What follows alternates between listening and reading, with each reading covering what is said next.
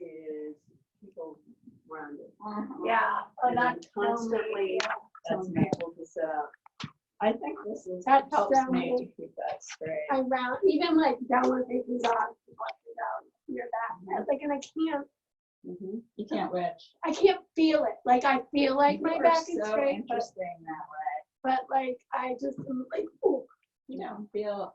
I you know, don't, and I the know, I other don't. woman who's very activated typically, so she doesn't feel things, and I'm like, wow, what is that like? Because I feel like I feel every creak and crunch that's going on, but I have a hard time getting myself. But I'm not moving. sure that's that. Like to be, I think that's almost like you're probably more in tune. But I I'm know, like, but I have a hard time getting myself going, so I'm like, I love that, you know? But we're habituated to do that. yeah. You know, from sitting in front of a computer to looking at phones to doing crossword puzzles to doing puzzles of any kind. You know, we round over, and that's the hardest thing. That is 1000% the hardest thing for me. Yeah, like I see my neighbor is Chin, and she's always down doing gardening, like all the way down to the state. And it's been doing it her whole life. That kind of flexibility is awesome. She had, you know, obviously You get a kyphosis here, not and sitting it's in permanently Oh, rounded. And in order to get over that, you go up against the wall, your head up against the wall, and take your hands and go up and down the wall. Oh, that's a practice for a shoulder injury as well. Yeah. I believe. It's Yankee dog yoga. They just borrowed everything. Well, and yoga's from natural movement, right? We all want to be moving like a baby, Right. right? So Oh, okay. Do yeah, you? that. I'm so confused on what I day is know. today. Like at one point I said it's been a long week, and I realized it's Tuesday morning. I'm like, okay, I forgot. Sorry. It's been a really long week. So beautifully in line. Yeah. And then she's just going to school. Yeah. So you're staying home. Is that Yeah. okay with this light situation, or how are we doing? Okay. It is getting darker. Well, good morning. We'll do a little mindful movement this morning, followed by a sitting meditation. So grab a bench or cushion that you all already have, a chair.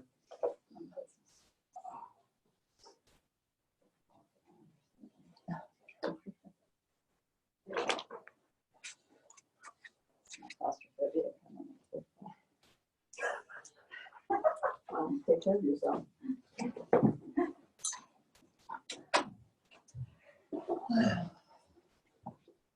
Probably begin in a kind of standing position, but we'll be beginning in an upright position.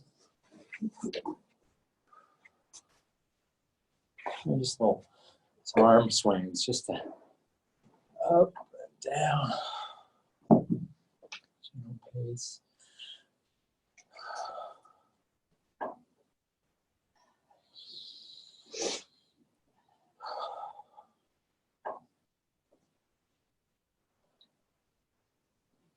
Take an inventory this morning, maybe the body. How's it going? It's been activated already this morning.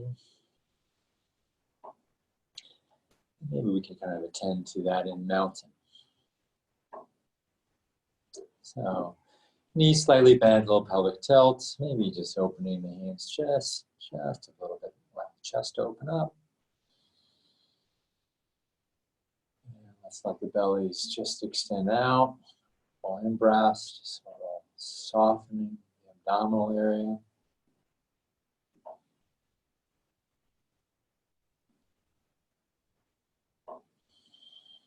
Maybe an ocean breath or two. Long, slow, complete exhale.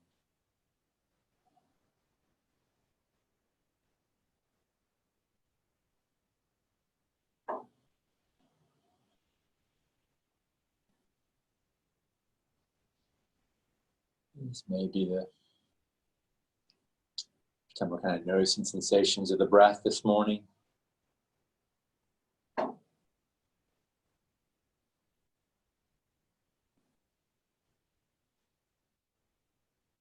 Constant companion. We'll begin with some shoulder rotation. So forward and up on the in-breath. Down and back on an exhale.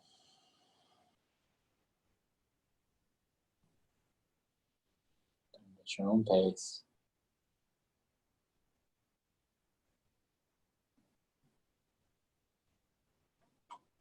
And just noticing this intention to the mind brings for movement and how the body just kind of follows.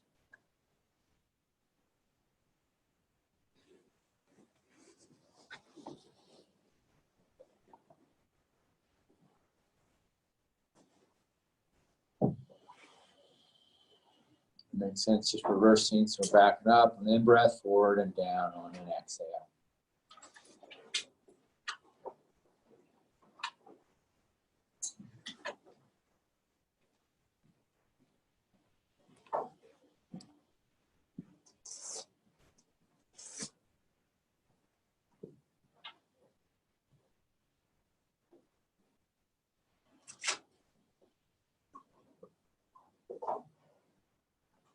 And when you're ready, just pausing and mountain.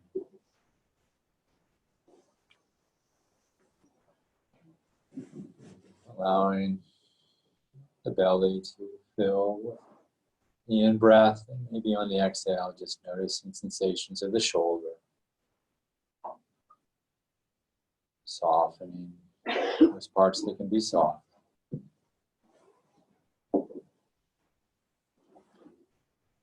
And on an exhale, bring that right ear to the right shoulder.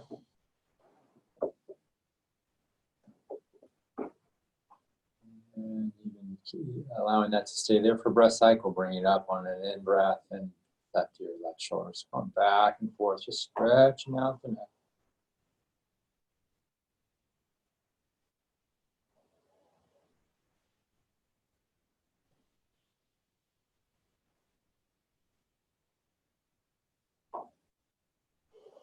So attending to sensations brought from movement. This is the intention.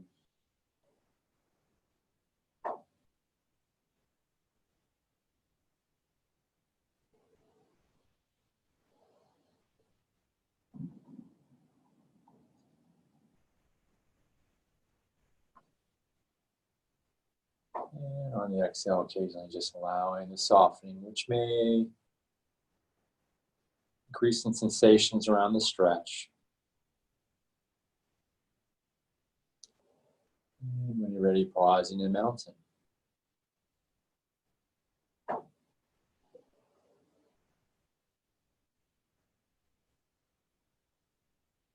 Awareness of breath and softening.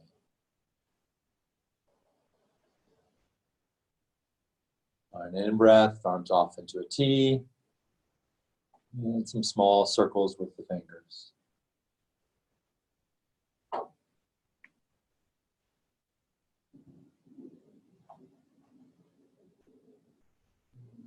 Maybe enlarging the circles, if that makes sense.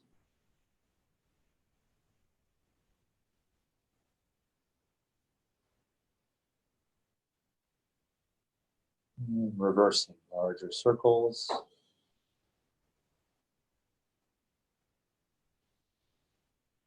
Maybe experimenting with pace, even if it's larger, it can be slower, just noticing how that creates different sensations. It's not different, maybe just notice differently. And maybe smaller circles.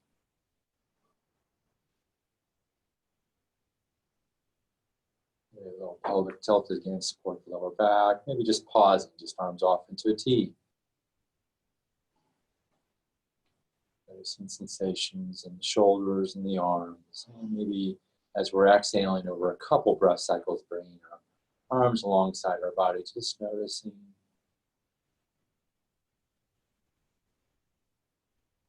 the arms in space.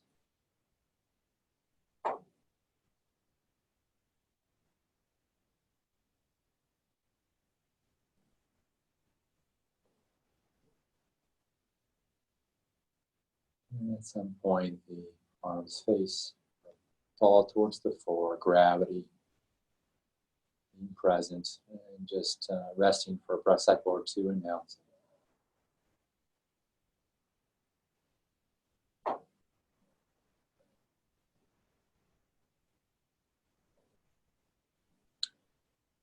We'll bring our eyes to the right, and then our head will move, and our shoulders.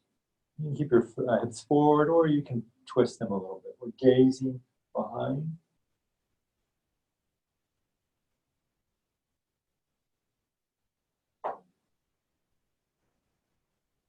And relaxing the eyes, and the head, the shoulders. Maybe the hips, pausing for a moment, gazing forward, noticing the body.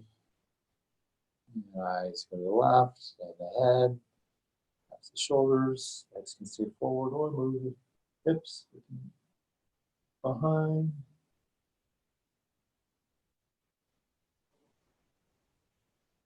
And releasing the eyes, head, shoulders, pausing and mountain.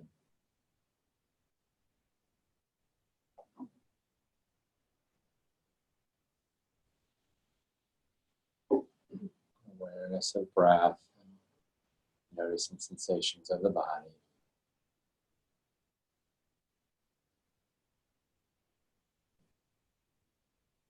When you're ready, a hug. Hug our body, or massage me in the back. Just bear hug.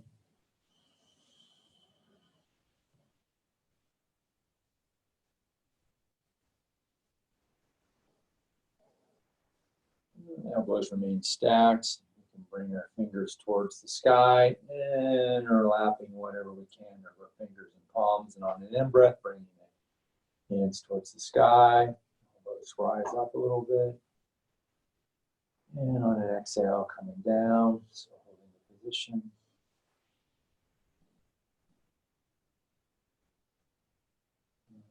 Arms up. And on an in-breath.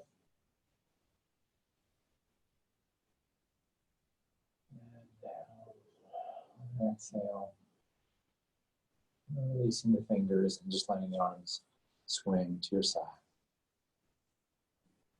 Pausing and mounting. Noticing sensations of the arms and shoulders now.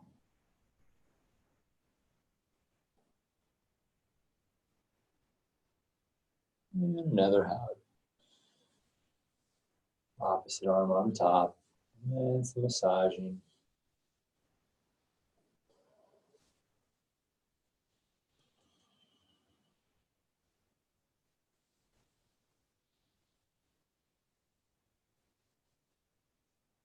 Elbows remain stacked. Fingers towards the sky. And again, up and in. And down and out.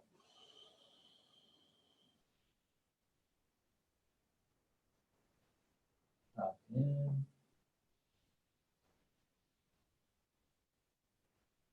And down and out.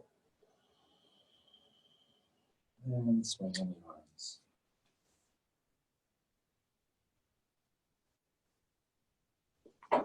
And maybe let's just kind of swing the arms.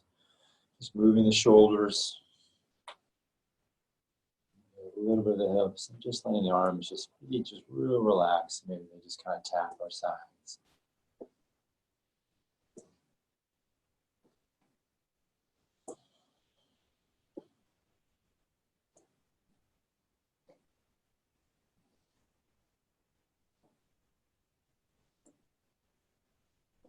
Slowly come back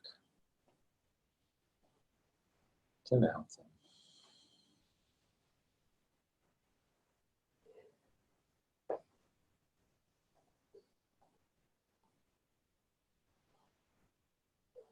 A little balancing, weighting our left foot, slight bend to the left knee, arms off into a T, and walking our right foot out. Perhaps just toes touching the floor.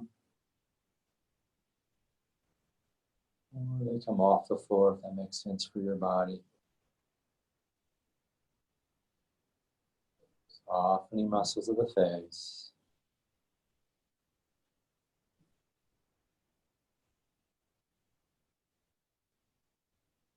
Attending to sensations of the body. And when it makes sense, right foot comes back in contact with the floor, underneath the right hip, and arms down to the side, pausing and mounting. Awareness of breath and softening on the exhale.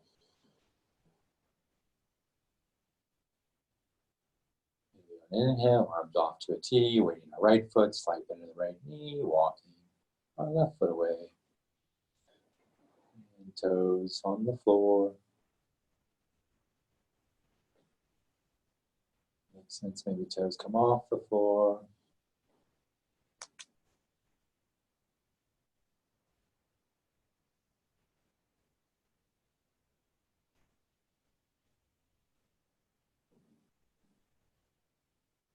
And left foot comes in contact with the floor, noticing that, and arms to the side, resting, and mounting.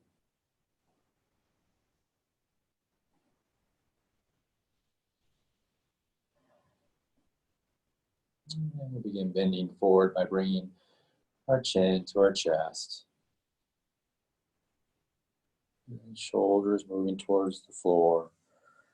And bending our knees. And just having our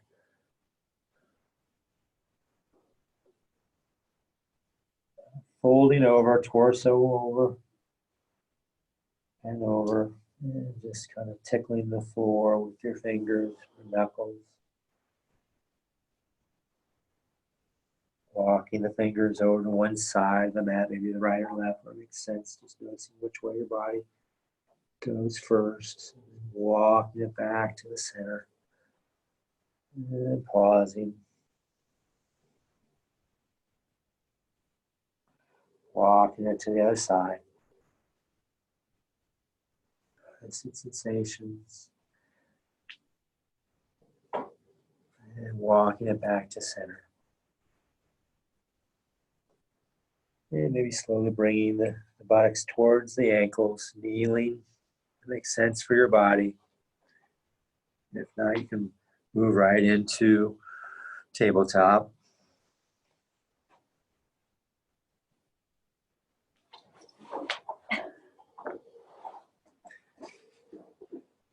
And in tabletop, just your own pace, some cat and cow.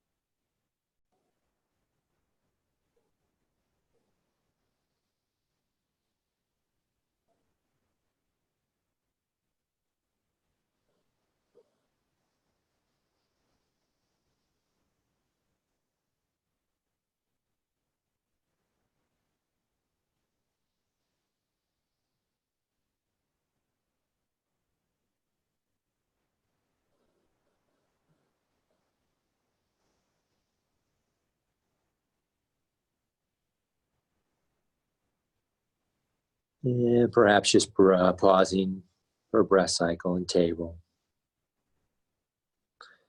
And maybe placing our left hand underneath our head and right elbow, right hand towards the sky. Maybe the eyes follow the right hand.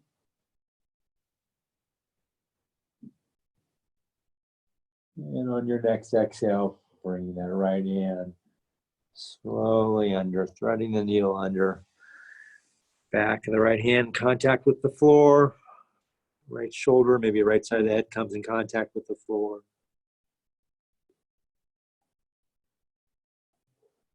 Maybe extending the stretch on an exhale. Not going beyond what's supportive for your body.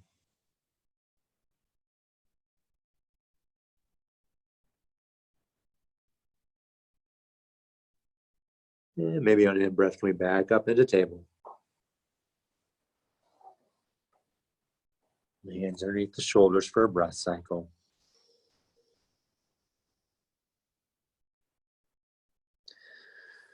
And right hand underneath the head, and left elbow. Left hand up towards the sky, perhaps the eyes follow.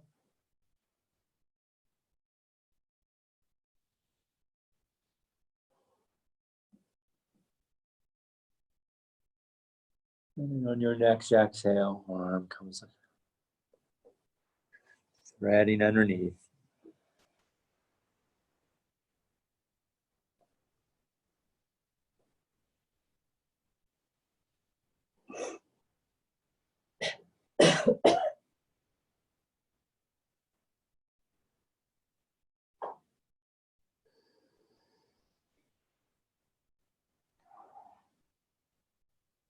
And when you're ready,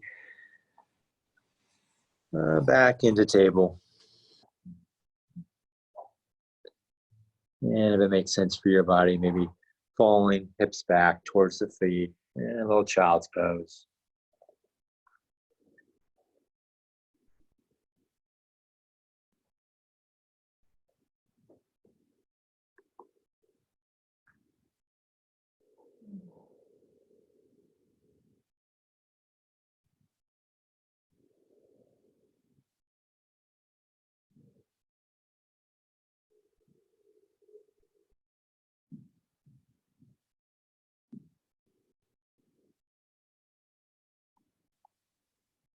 And when you're ready, on an in-breath, perhaps tabletop.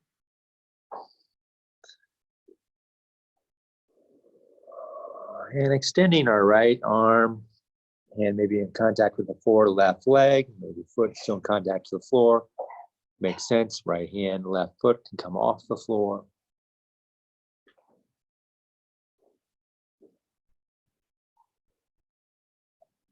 Noticing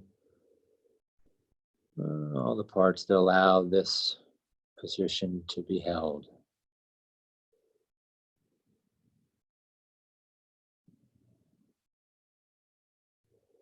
And releasing. Maybe there's some contact with the floor with the right hand and left knee, pausing for a breath cycle on table.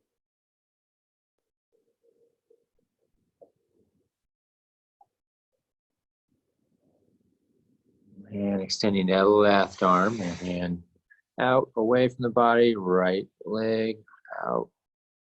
And if that makes sense for your body, left hand, right foot off the floor.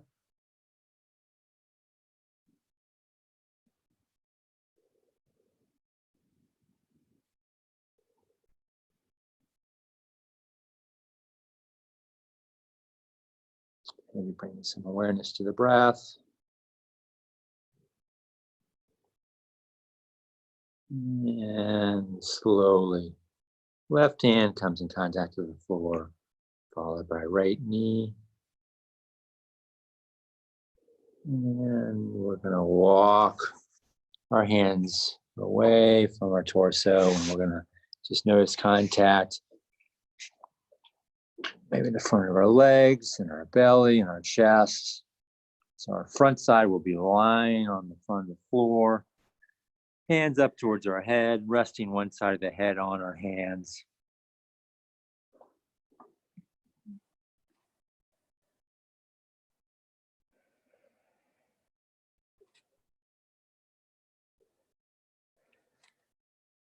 Awareness of sensations now present in the body.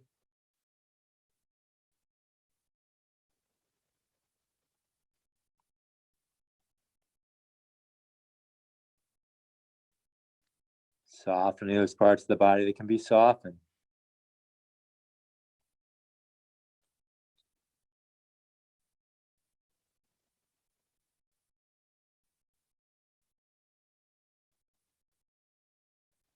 And then breath, the head comes up. And on exhale, rest on the opposite side.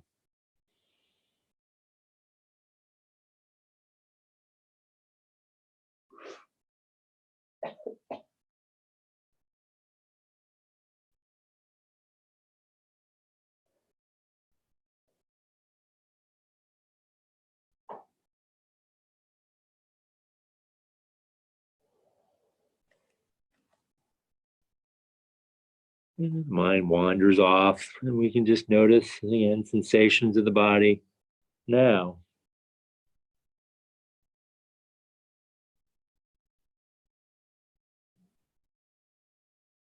When breath head comes up, extending our right arm away from our body, left hand underneath the left shoulder, pressing the left hand. So we're going to rest on our right side. Knees bent, right hand or arm underneath our head, and pausing on our right side.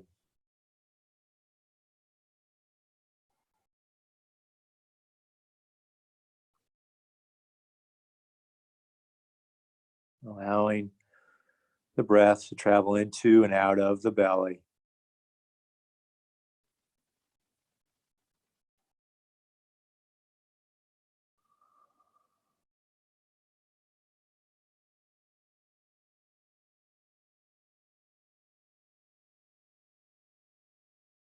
Softening those parts of the body that can be softened.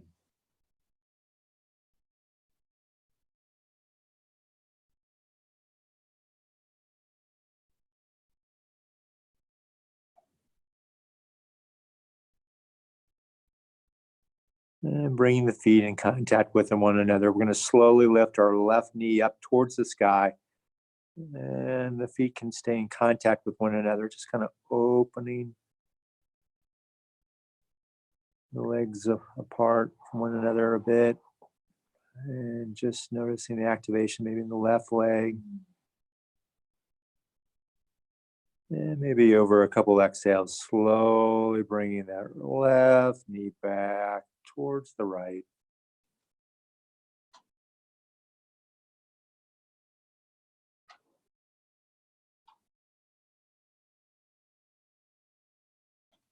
And noticing sensations of contact. And just deactivation of these muscles in the left leg, the hips.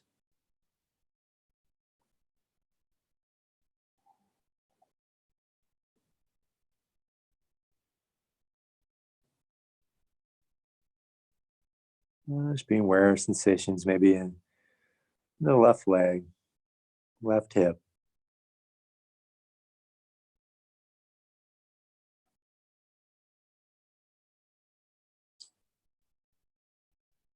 And now maybe we'll push with that left hand and roll over on our backside.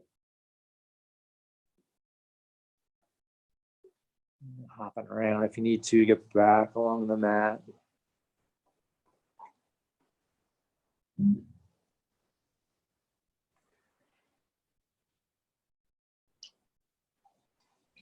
And we'll just do a little corpse pose here, maybe a little pelvic tilt to support the lower back, extending our legs, or you can keep your knees up if that's better for your body. Hands up towards the sky.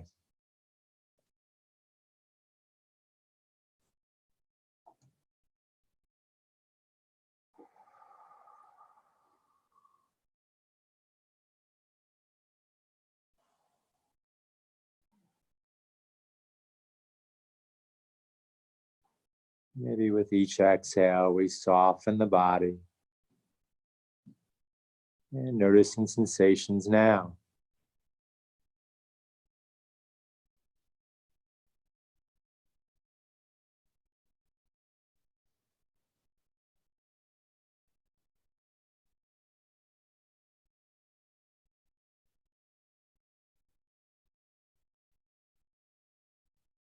And maybe just attending to kind of the waves created from the breath.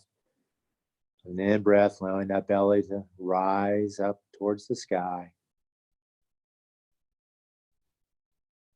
Followed by the chest, and then on the exhale, the wave kind of flattens out. So just noticing a couple breaths, sensations created in the belly and the chest. And as we're breathing in and out.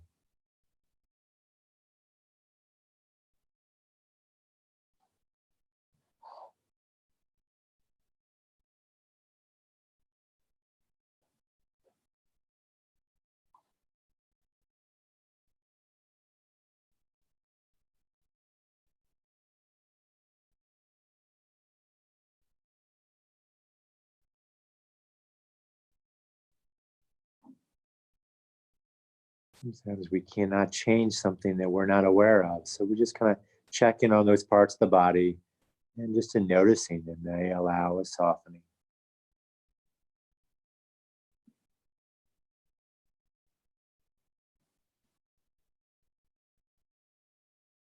And one leg at a time, knee comes up towards the sky.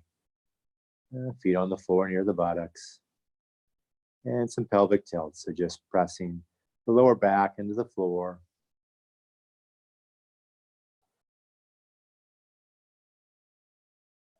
Rocking hips back and forth. Notice the activation of the muscles in the legs and the buttocks to create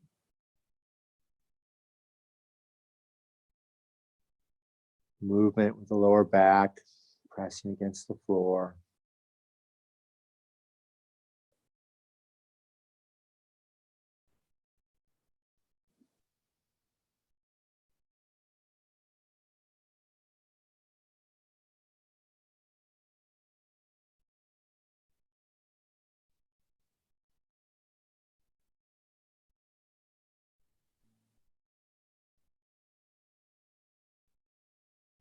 And just continuing this, with this practice, or if it makes sense for your body as you're pressing the lower back into the floor, just allowing the hips to keep on rising up off the floor. The back comes off. In the mid back, just vertebrae by vertebrae, we're in the bridge.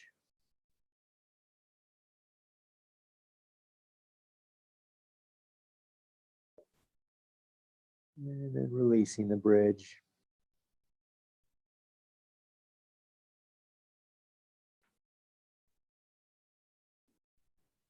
Attending to sensations of the body.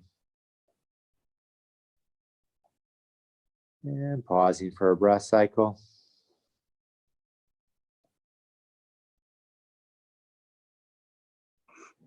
And pressing that lower back to the floor. Kind of hips rotate up and let the hips just come off the floor. Back into bridge.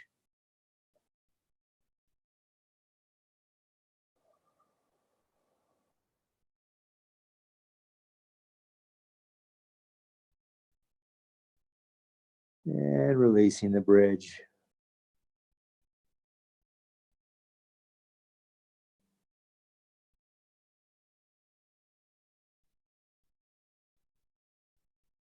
And moving back to corpse pose, or if it makes sense, keeping the knees up. And we're just going to rest for a few moments, attending to sound.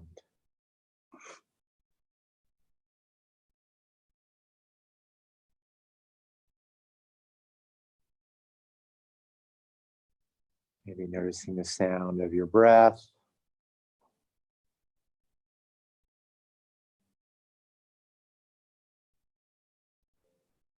Sounds in the room.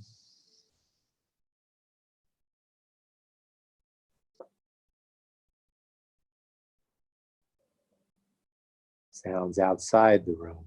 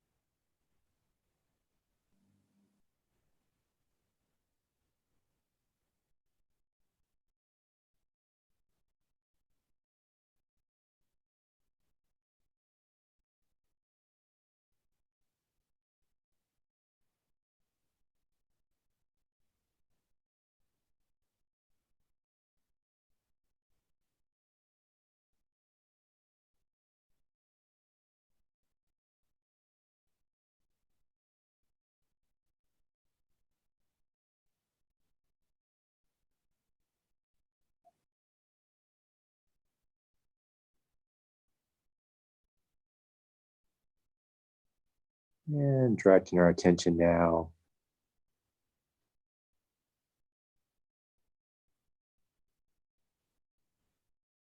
to sensations of the body. And we'll bring our right knee followed by our left knee up towards the sky. Hands come up and grab the kneecaps. And just moving the knees in a circle, back and forth, forward and back. Just massaging the lower back.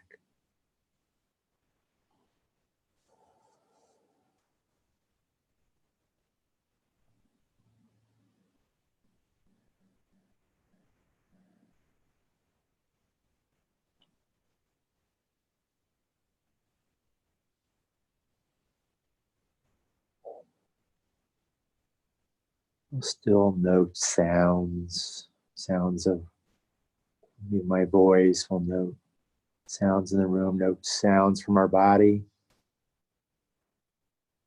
Our senses bring us all this data to consider. And we can just note it. And just notice some sensations in the lower back now. And maybe bringing the knees closer to the chest, hand comes to the shins. And on exhale, just slowly bringing those knees in towards the body. Releasing slightly on an in breath. So just kind of rocking back and forth.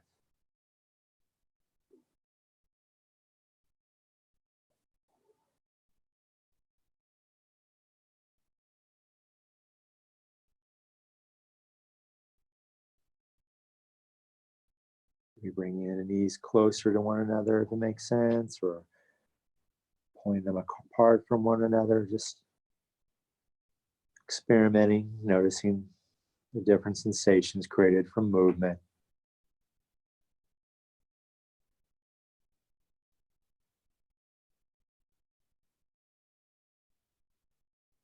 And you can just kind of stay here if you'd like. You can bring your kind of feet towards the sky. Fingers grab the inside or outside of your foot. Maybe a little happy baby.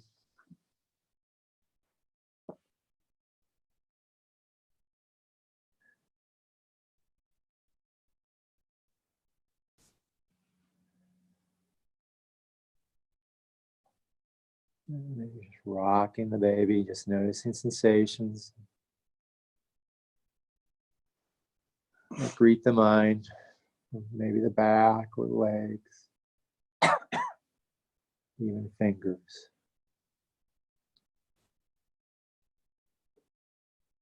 And when it makes sense, just dropping the hands to the chest and belly. And feet to the floor near the buttocks. And maybe just bringing the feet towards the outside of the mat. Just allow the knees to touch in the middle. And just pausing here for a couple breath cycles.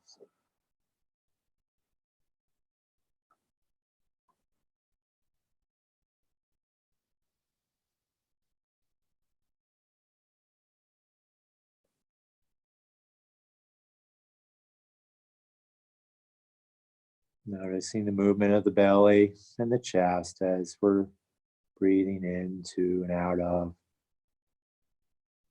our body.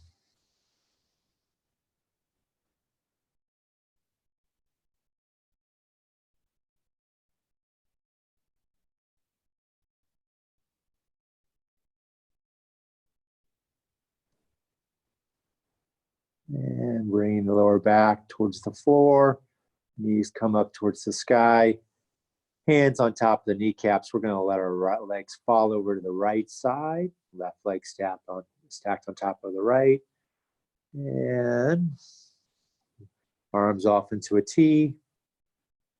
And maybe gazing off to the left hand.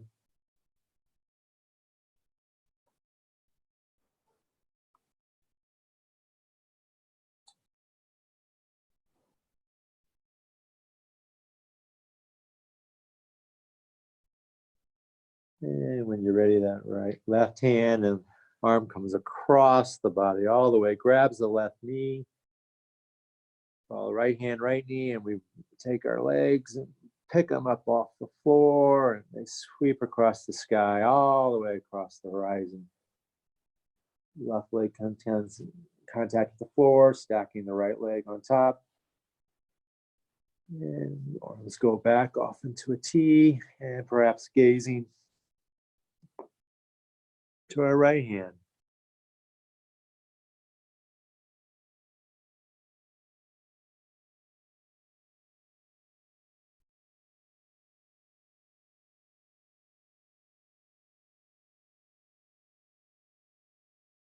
And when you're ready, a right hand and arm comes across the body, all the way across. And actually we're gonna rest on our left side.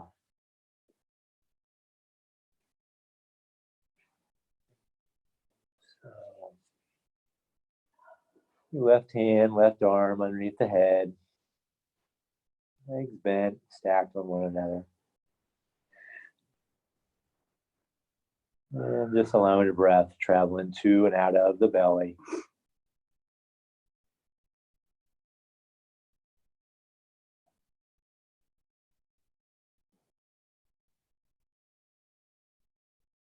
And just soften those parts of the body that can be softened.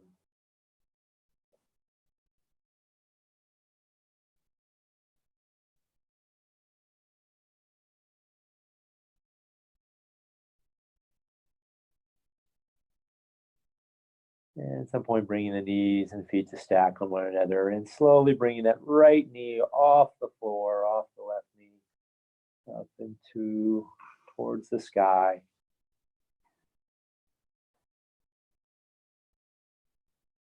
Maybe feet can still be in contact with one another. And just noticing the activation, the various parts in the right leg or right hip to allow this right knee to be up, and then maybe over a couple breath cycles, that right knee comes back towards the floor.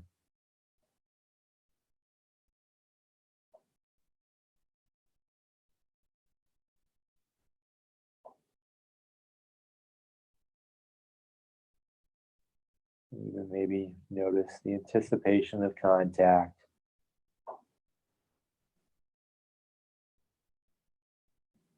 And at some point, contact. And just kind of the deactivation of the muscles on the right side. Just noticing that.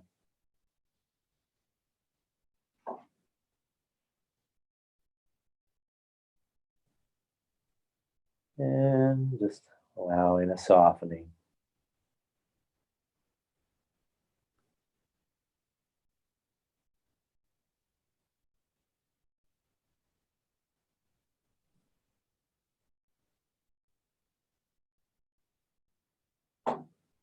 And now we'll slowly move up to a sitting position. So just maybe noticing all the steps it takes to kind of allow the body, the upper torso to come off the floor. We'll still just do some movements in the sitting position.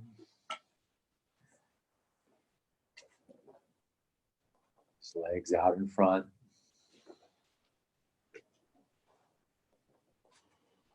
And just maybe flexing the toes towards the face and then away.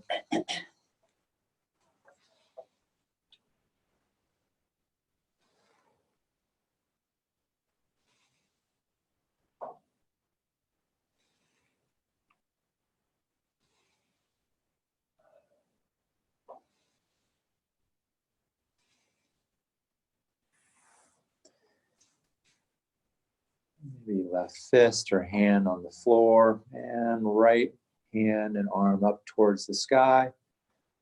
And we'll allow that to fall maybe over towards the left side of our mat. The right hand over the left side, and that's what we're noticing that stretch on our right side.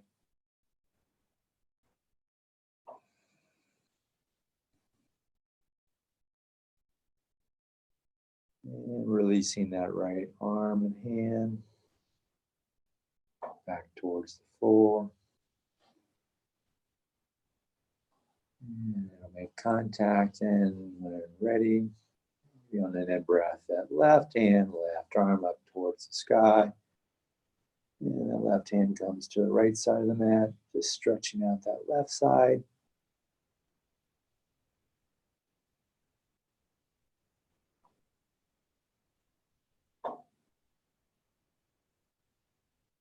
And hand towards the sky and falls back towards the floor.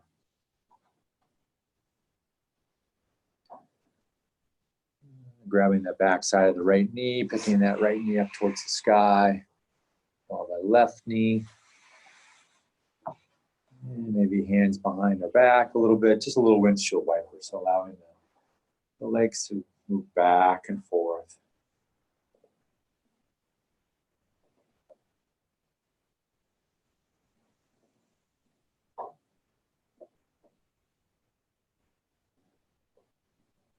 Maybe experimenting with pace a little bit, just maybe helps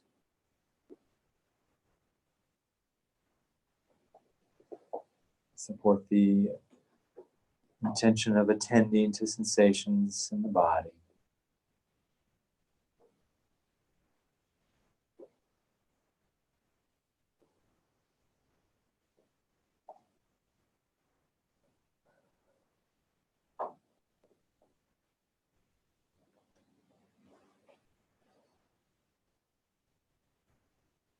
And at some point, walking our hands towards our feet, grabbing our legs and just kind of hugging our legs.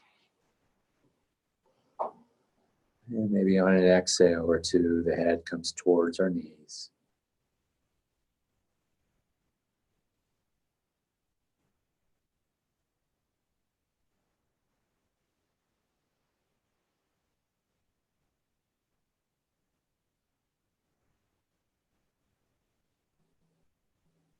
Notice some sensations of the neck and maybe the back.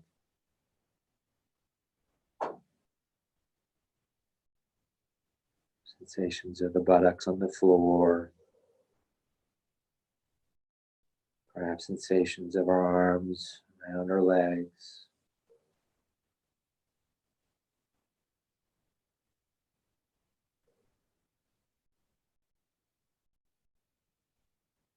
And slowly bringing our head up.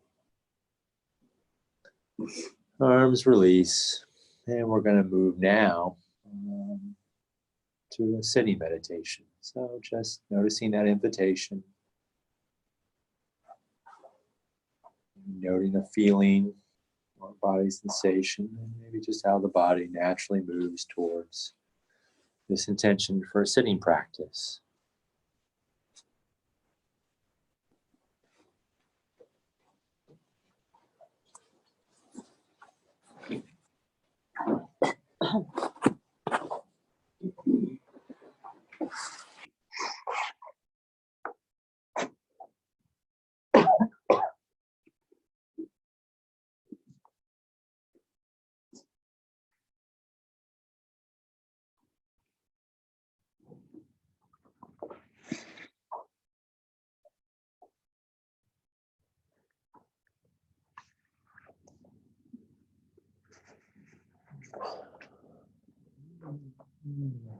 Maybe noticing the little micro adjustments the body makes.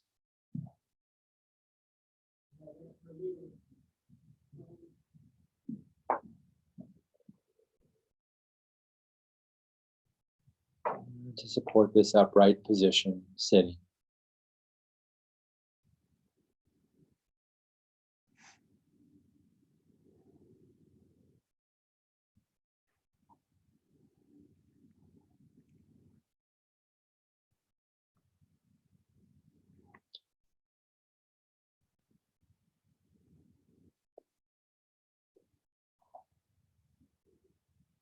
Perhaps attending to just sensations of the body in contact with the floor or chair or cushion. Just noticing all these different parts.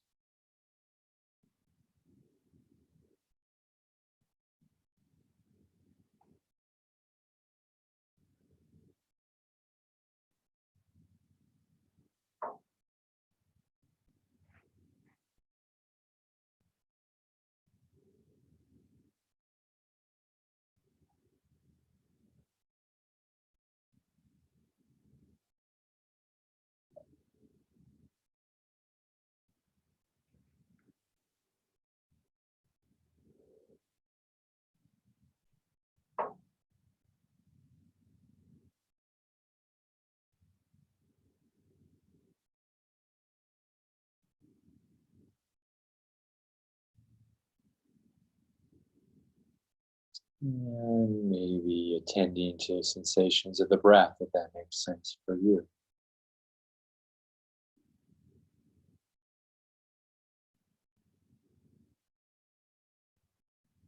And maybe attention to the body or attention to sound.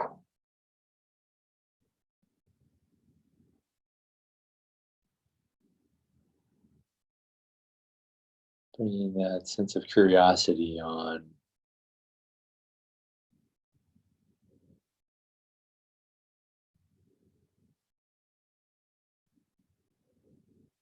where you're noting the quality of the sensation experiences. You're breathing in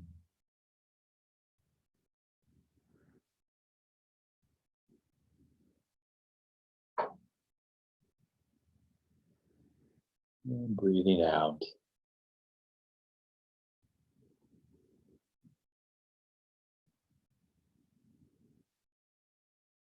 In a sitting position.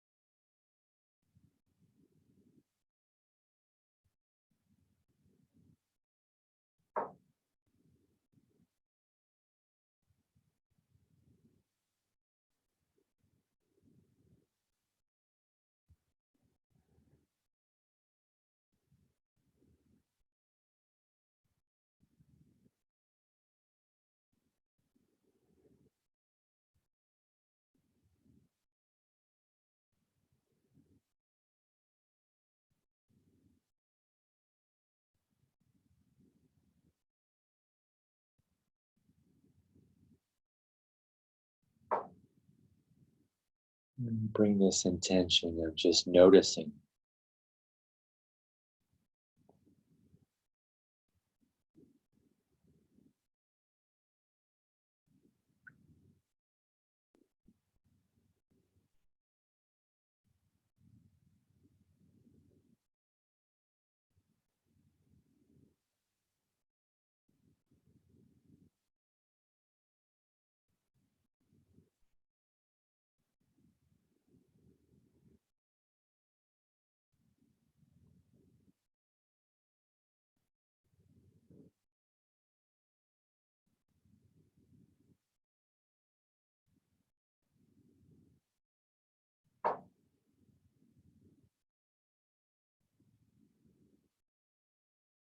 Bringing curiosity to what's present now.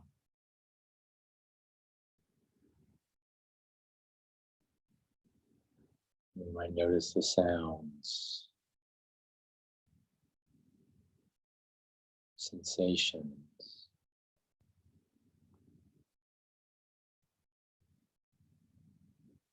feelings.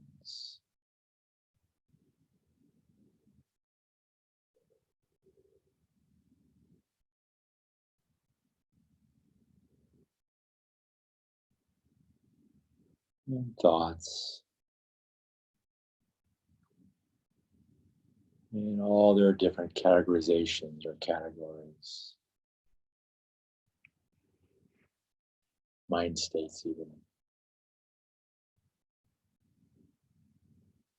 And at some point, we'll just recognize we just kind of gone off. We've been doing some time traveling, so it's not about evaluating that so much. We recognize and allow it all.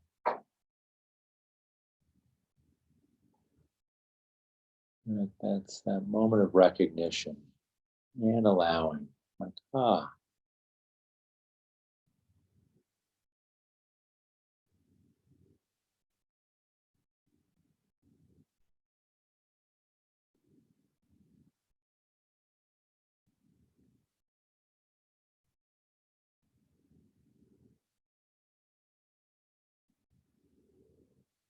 It's not there, it's here.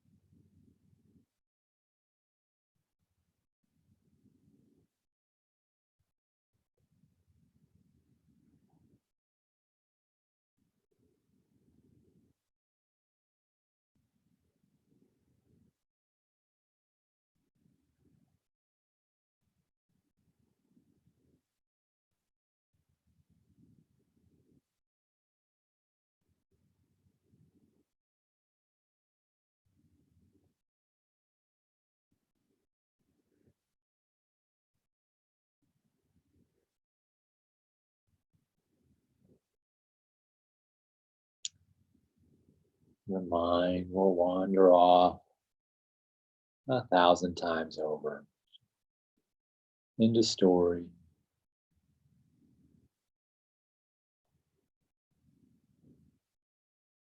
We can be mindful of when this has occurred. Rest in that awareness. Ah, I recognize, for now I'm aware, I've returned to being present here now.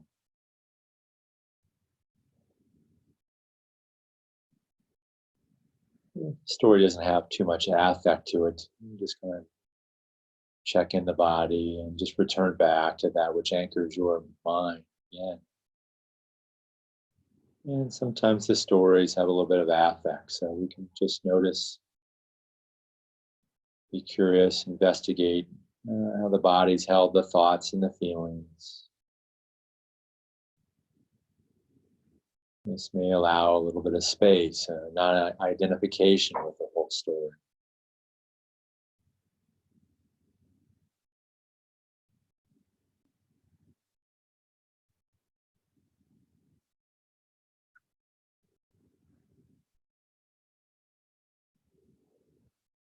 The invitations are to maybe just be with the sensations or feelings.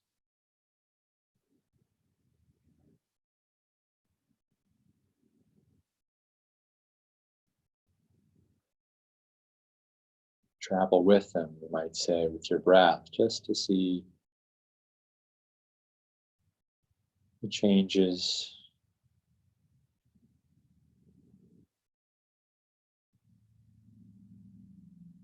And at some point, you might want to just say, okay,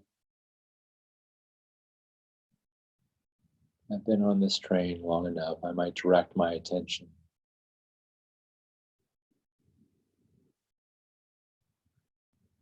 Maybe even for a moment back to sensations of the breath.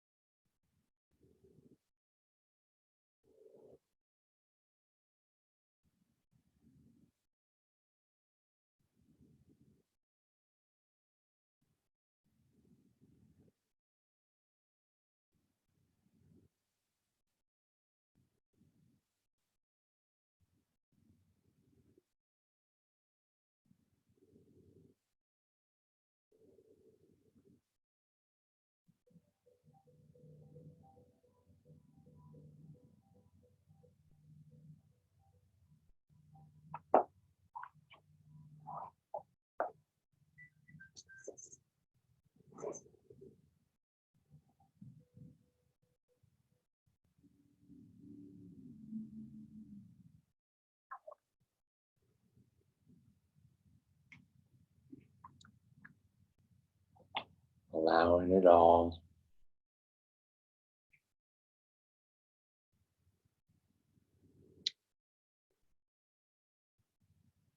And just noticing this cycle of kind of arrival.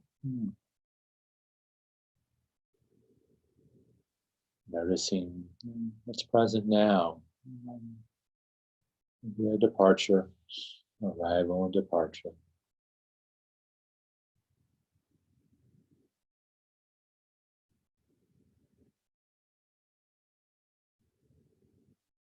Again, at some point we recognize this departure. Bring this spirit of allowing, which may look like just this kindness or common humanity around just knowing the mind will wander. It's just what it does.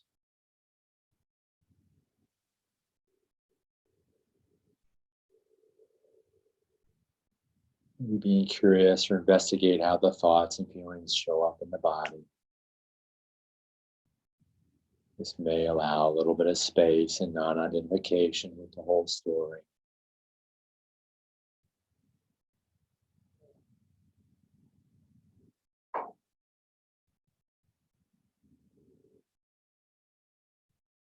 And when it makes sense, just tending to that which helps anchor your mind.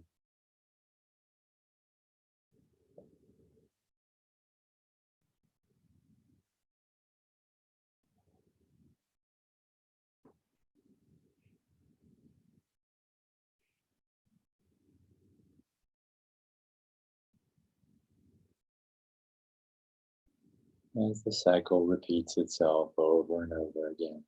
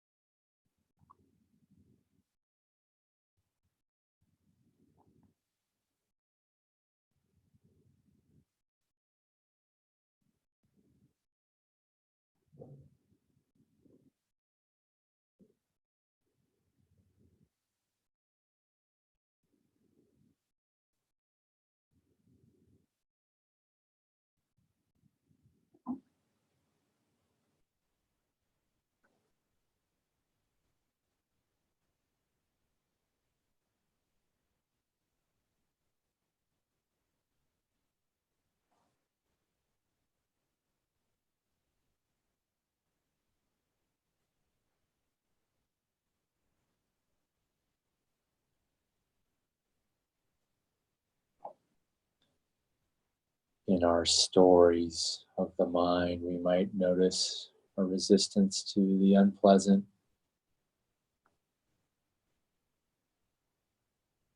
Maybe note a sense of neutrality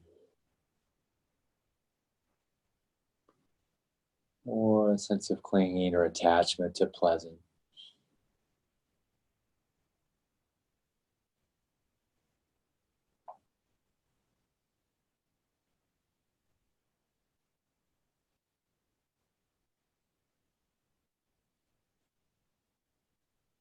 Just this noting can be enough.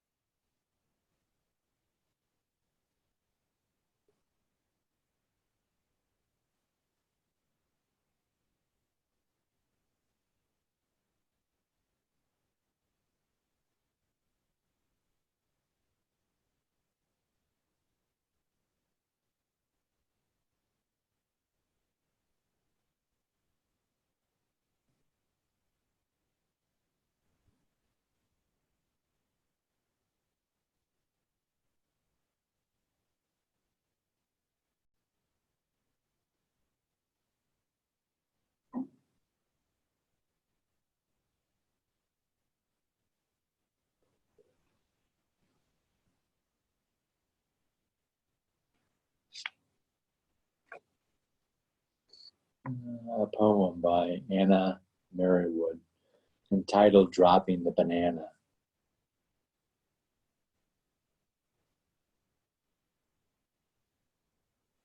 Dropping the banana, all I have to do is let it go. Like a falcon releasing a rabbit, like an athlete relinquishing a golden dream, like a hungry child tossing a ripe mango into the sun. All I have to do, I dread. What happens if I can't let go? What happens if I can? Surely it is safer not to experiment, for see here, I am not alone. At the office, by the pool, I recognize you, fellow monkeys, clinging to the thresholds of normalcy. Rattling imprisoned limbs, you dare me to desert. All I have to do, I do. Finger by finger, I loosen my grip. There was no banana, only a fist contorted with fear, choking the innocent air.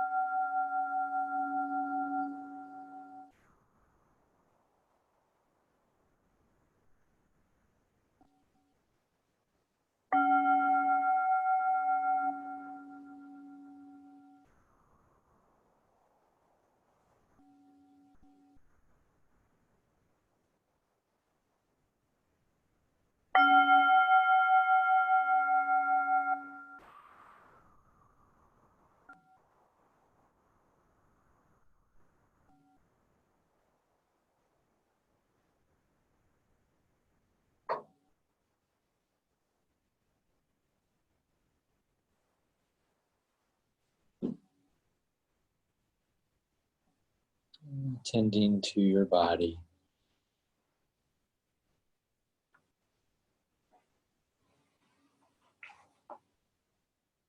Which might look like stretching or massaging.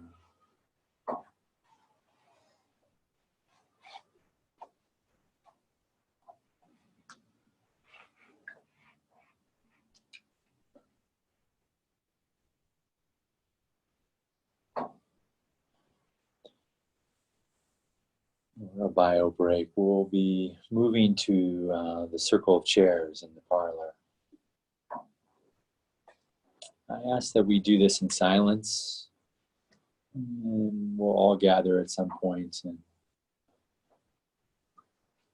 practice some more, but in the circle of chairs. So I will meet you there.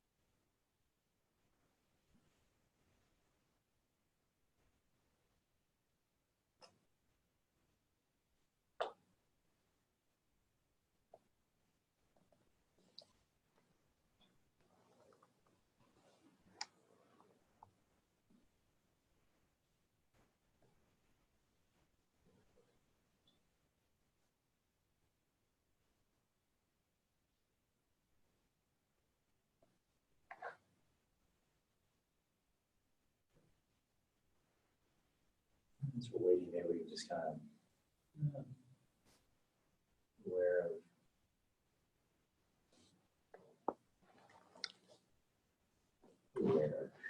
checking out the mind state, the affect of the brains and feeling or body sensation.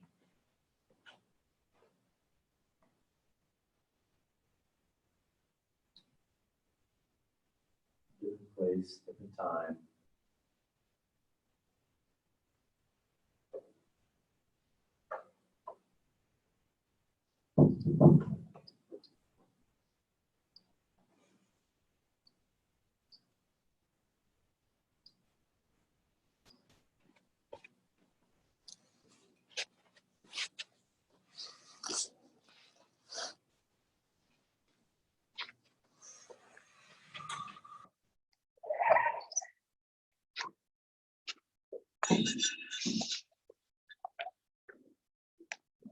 I'll just kind of break up into dyads and share about what we're learning or what we're noticing, or what we're struggling with our partner, about the practices this morning or this past week. And I want to do this in a way that we take turns in sharing. A lot of times we do take turns, but I want to become a little bit more formal. So we're going to take probably 2 minutes for one person to kind of send and the other person just to receive. And so just mindful communication, just kind of be aware of what's coming up and what we want to talk about and putting words and describing that. And then also just kind of mindful listening, just attending to what's being sent to us. And so I'll ring a bell when we're done, and then we'll switch. I'll do this one more round. So there might be 2 rounds of this when we're sending and receiving, and just noticing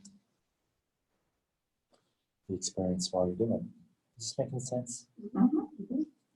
So if it's okay, Natalie, you and Shelley will kind of pair up, and Sally, so forth. Is this making sense? I think it's okay. You need to begin. And so maybe turn your chairs, or look towards one another. And the person maybe with the shorter hair will begin sending. I never heard that one.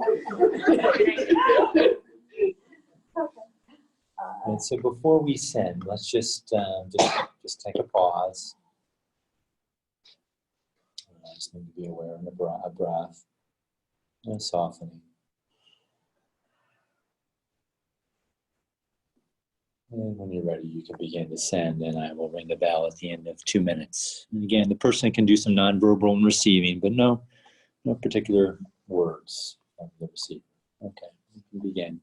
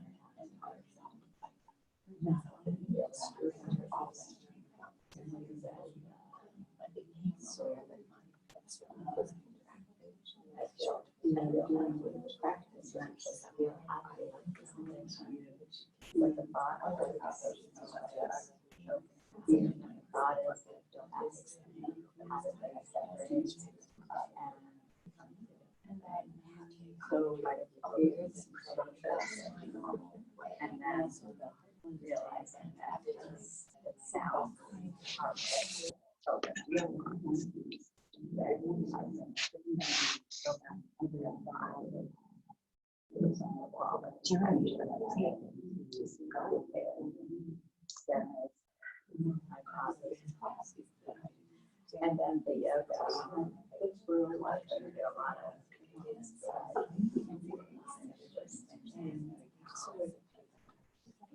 And you're doing what's comfortable. I feel like that's a stretching part of you. And I like it. So I'd rather face depression and anxiety and just that you share that emotional pain and just all sorts of movies as a big person. I see go that short runs yourself that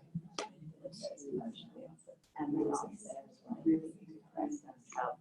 I get so there was about so the parts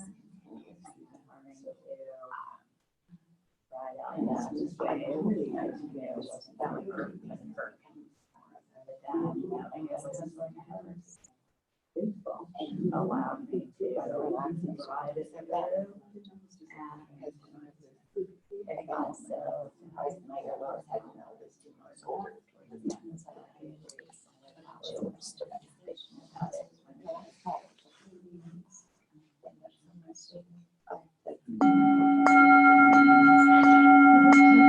Right, taking a pause, maybe closing your eyes, just noticing thoughts, feelings, sensations.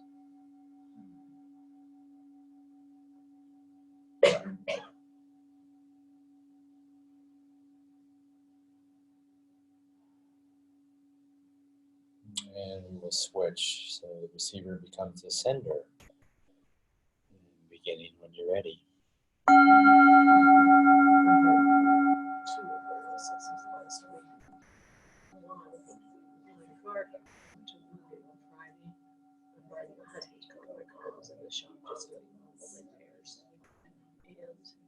Came out and the car wouldn't start. And so I checked my little key that you just press the button on. And then on the car it said needs new key, needs battery. So I called them. I thought, okay, usually I know that spastic stuff occurs. I handle it, but I get spastic at times. So I thought, I'm not going to do that. I'm not going to get spastic. I got myself. I'll call my husband. I'll ask him to call one of the neighbors. And because I was using his car, my car was in the shop, so he didn't have anything to drive. So I just said, we check with the neighbors. So she got a second neighbor to give him a lift there. And they were all excited about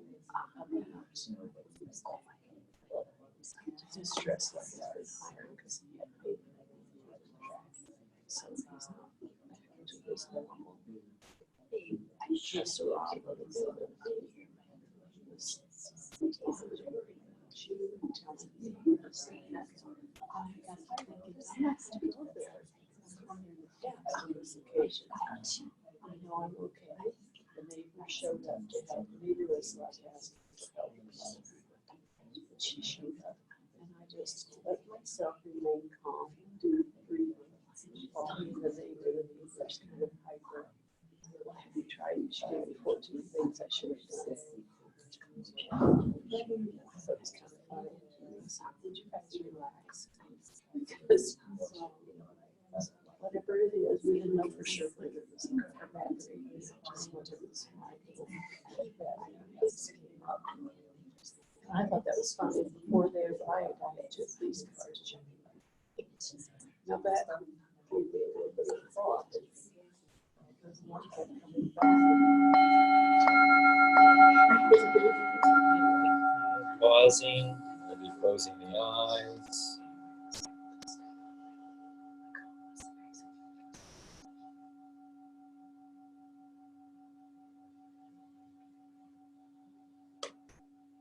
Noticing sensations of the body.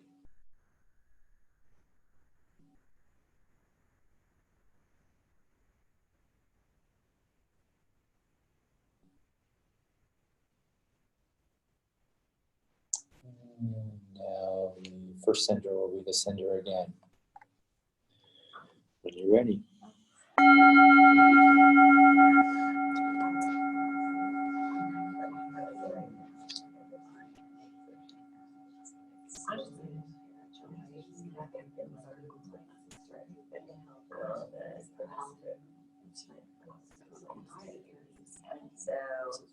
husband is sick, so he has doing that. And so yeah, that wasn't really. But that's a lot of and anyway. So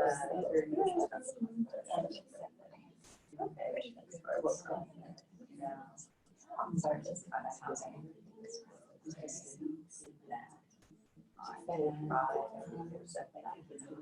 But my and I got a little while I started to run my brains over my back. So and to try to look at that. So I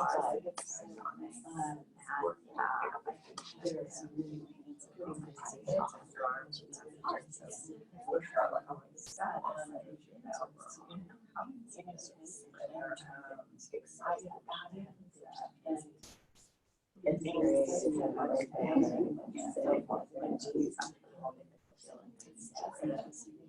some of the distractions, considering all of it. In December,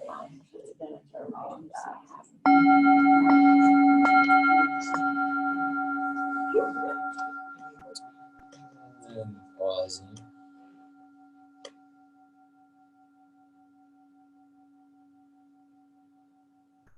Just noticing sensations of the body created from the thought, feeling exchanged.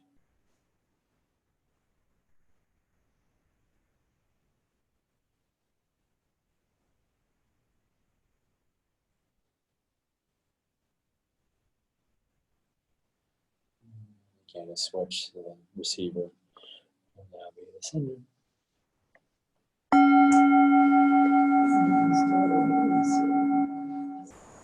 She went and got a birthday, so we went together, which was basically nice. And with her little boy, and I told myself, just keep it calm, because he gets excited. Anyway, we had a good trip down, we stayed overnight. And then she told me about my grandmother in California. Has some heightened activity, and my oldest daughter in California is the same way. She's this night she doing fine, but he's kind of upset. Tess and I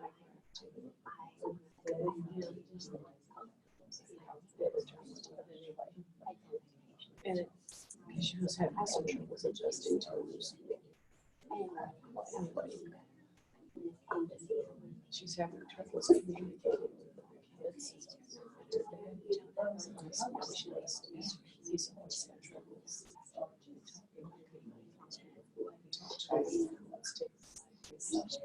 So he has his she gets her he's extremely strict.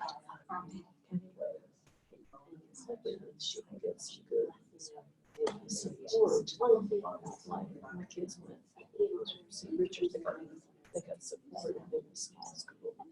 And my library grandmother's in the elementary school. So I got upset with my daughter telling me this. It wasn't her fault. It's just very fine. Kids, we can't do anything. She's far away.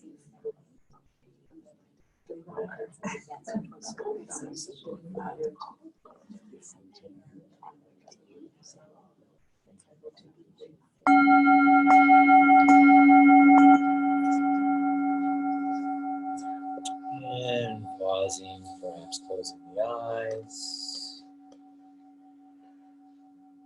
Noticing sensations of the body now.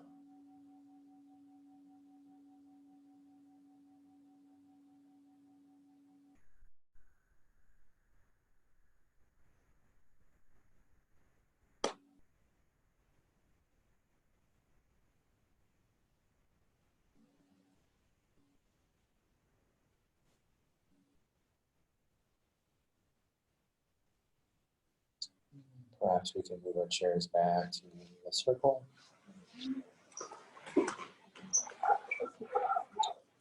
Maybe just thanking your partner.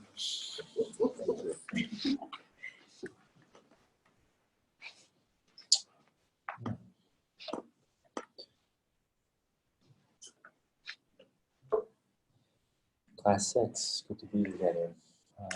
The invitation for last week is just to notice challenging communications. I don't know if this was challenging or not, but just observations and noticing in the sending and receiving practice. I found it very difficult to just listen and not respond. Like, it was very unnatural to, like, I just wanted to jump in and even validate, like, or just to have to just kind of listen. Or just, yeah. That's I noticed after I was the sender and we took the pause that like I felt a little more ramped up than when I was the listener and just receiving. I felt just very relaxed and peaceful. Might have been the opposite for some of I was you. just gonna say the opposite, that when I'm listening, I get activated much as you were describing. I want to validate or respond or help or and then when I'm speaking, I know this, I externally process, so speaking is like calms me down, so it's kind of that opposite. I don't think there's good or bad. It's interesting to know.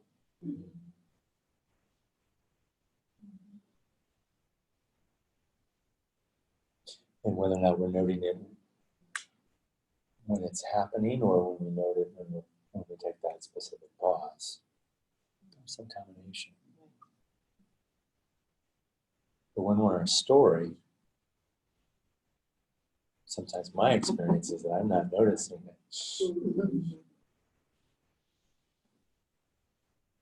I also that kind of reprocessed what I heard. And I think it's good because sometimes we listen without reading, we hear without listening. So it was a good way to check if I really listened to what was said. I think it's a good trick, especially for meetings. Keeping quiet and processing. It's real easy to get off topic. It's just often do what we did. Sure. I was so relieved to go first because I was able to listen and not set the tone for what I wanted to say. I had anxiety about if I had gone first, what would I have said? Would it have been right? Would it have been helpful or not? Would it have been, all kinds of things? How would it make the other person feel what I said? So to be able to listen first and take it from that was, for me, the experience.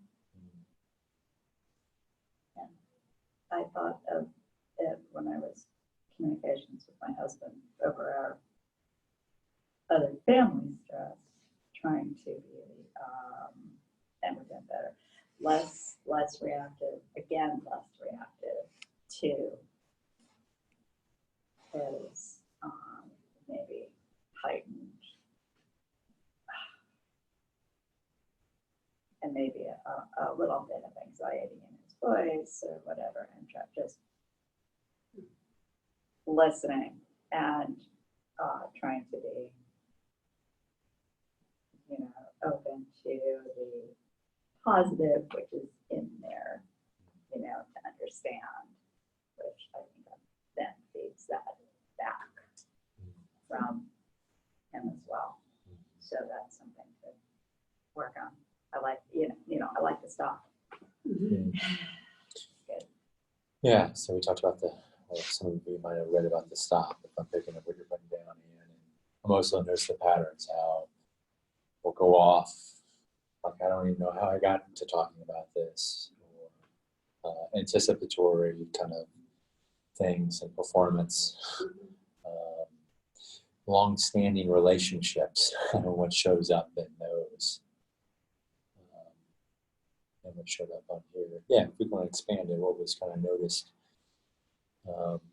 And some of this is that I think there can be a lot of activating events in our lives, but our communication, particularly just as we sat for 40 minutes, what's going on in the internal communication can be particularly activating, and just our, with others can be activating. So, anything else noted throughout this week, or you're noticing it right now?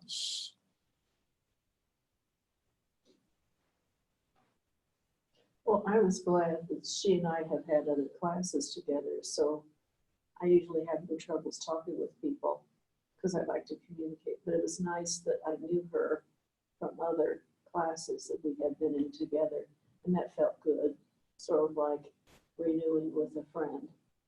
And I found my therapist side. I wanted to give support and tell her not to be hard on herself, but I stuffed that. Just listened. And,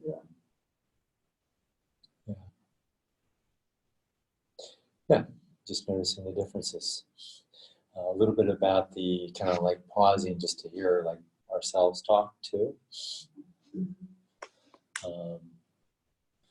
Kind of in my world, the expression wait comes up, which is why am I talking?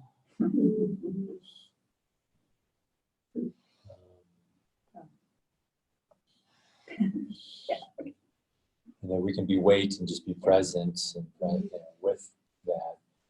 And we're probably communicating a lot non-verbally. And I wonder if that's enough. And back to maybe what Natalie said, it's not like anything was right or wrong. We're trying to just increase awareness of how I show up. And when other people show up, how do I react? Or respond?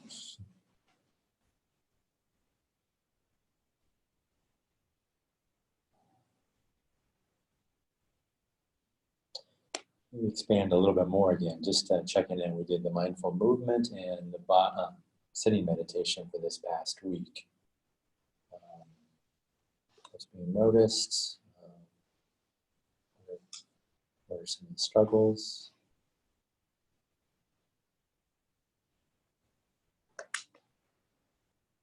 I found that I'm holding a lot more tension in my body than I was aware of until a walk this past week. And I was dialoguing with myself and realized it was a fearful thing. It's pretty deep that I really haven't figured the cause of it. My therapists say it's a buried memory.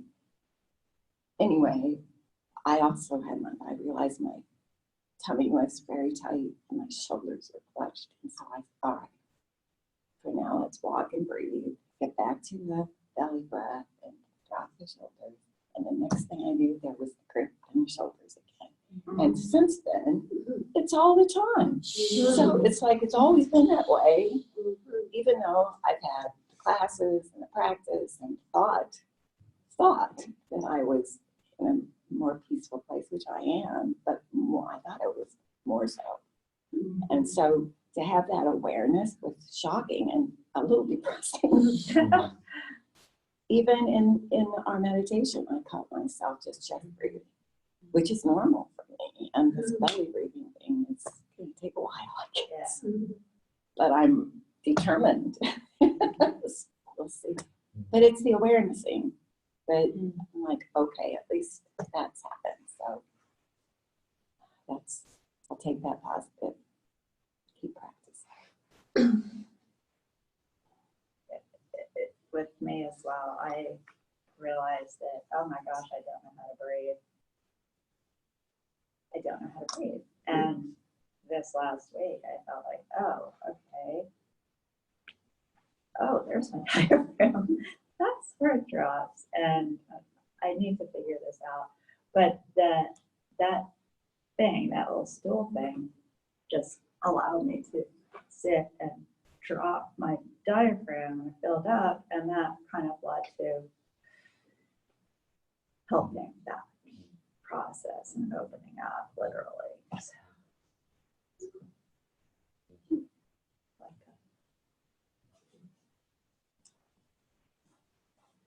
I had something happen like last week during meditation.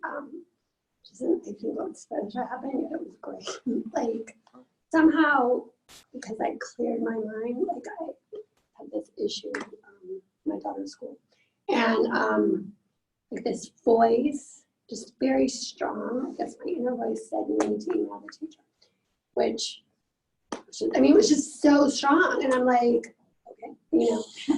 And I did, and the teacher was so thankful on this issue. Like it was just exactly what like the universe said this is what you need to do. So now I find myself trying to like, but like it was great, like to quiet the mind and kind of. It's also like because the chaos had been so cleared, like the answer just popped in my head. I wasn't even looking. Now I find myself trying to look, but so that's. I call that my gerbil wheel. I'm trying to get off of it. Mm-hmm. Yeah. I don't know.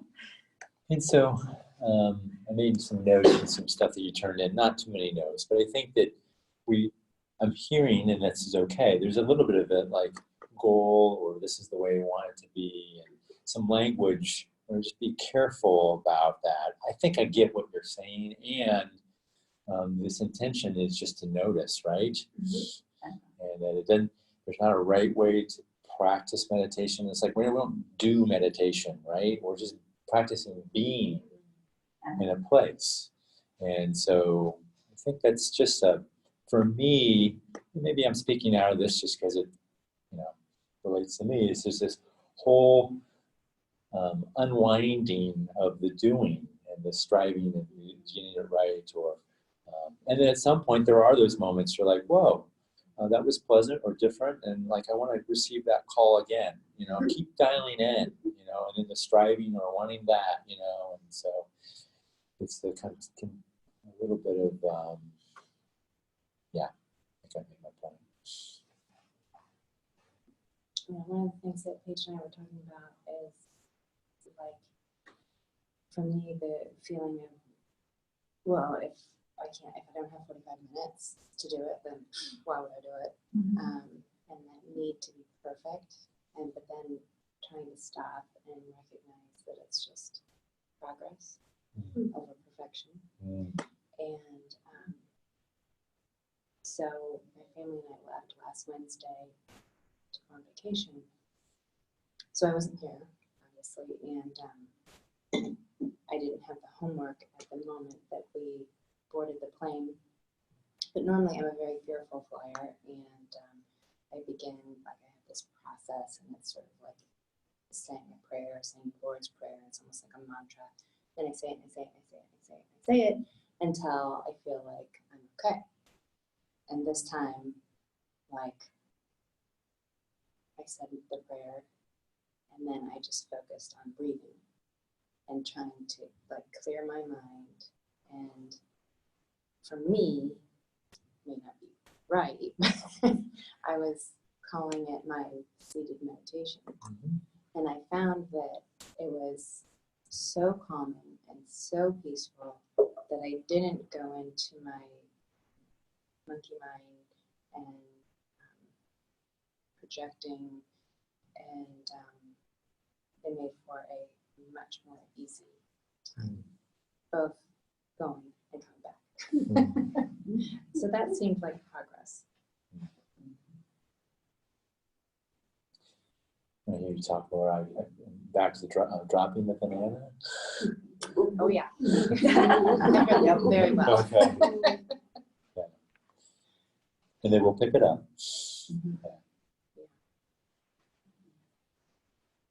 Squeeze it. So, yeah.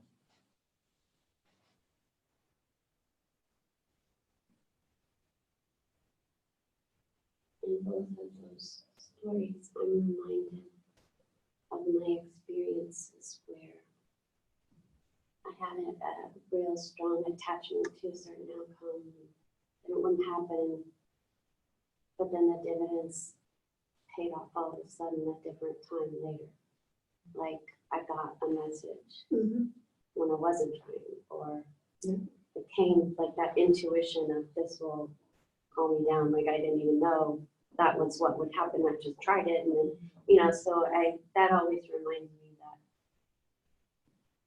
that just because it's not happening on my timeline, it doesn't mean nothing's happening.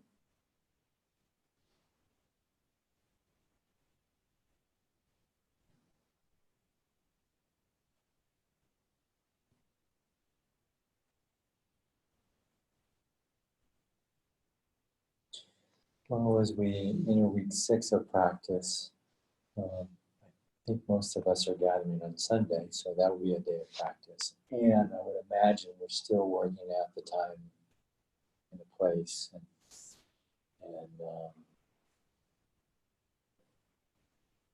so tomorrow is a new day. And maybe it is about progress versus perfection.